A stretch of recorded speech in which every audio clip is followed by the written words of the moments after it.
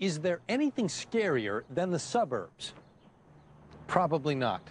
But long before spooky soccer moms and desperate housewives, there was a neighborhood whose homes were so scary, 2 classic horror movies were filmed there.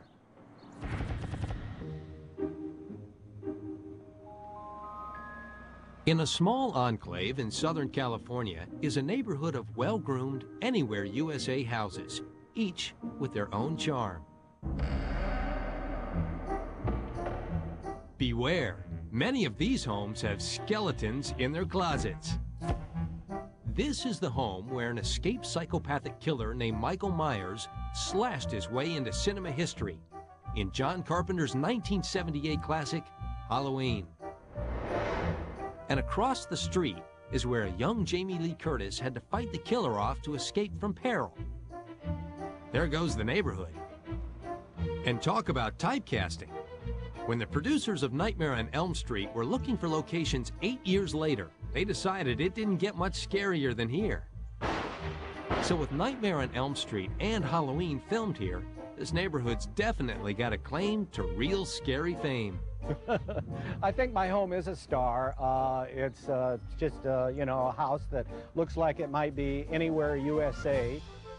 Part of what these movies are is to make a counterpoint. In other words, you're in a horror film and then you look at a house and it just looks innocent. It's just so friendly and happy sitting there. We desperately wanted it to not be Los Angeles or any particular place, but somewhere that could be easily identified by the audience as maybe even their town.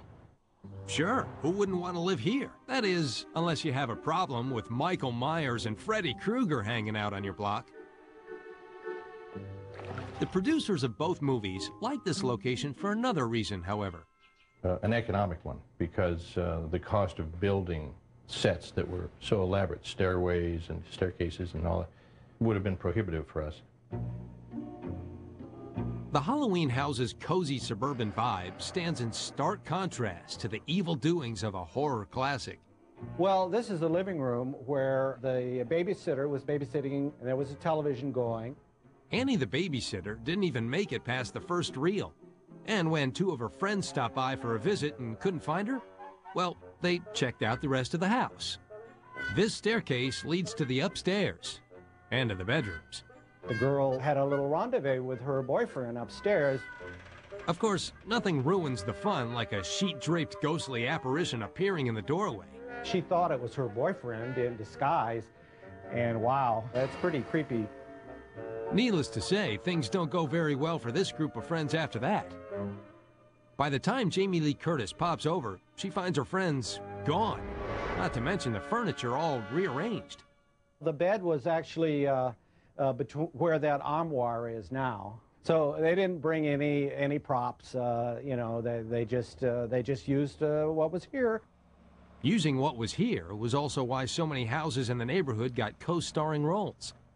In the movie Nightmare on Elm Street, director Wes Craven used houses that were across the street from each other. It made sense for budgetary reasons, but cinematographer Jacques Aitken believes it added to Elm Street's scary appeal.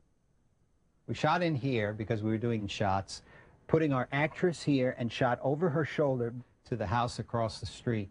You could actually see out this window to the other window there. You really felt that you were on the street.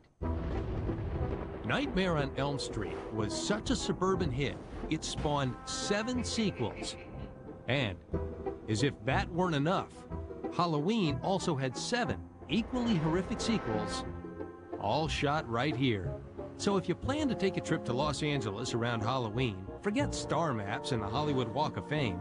Instead, you just might want to tour the average neighborhood to catch a glimpse of these classic American horror film real homes. That is, if you're not afraid.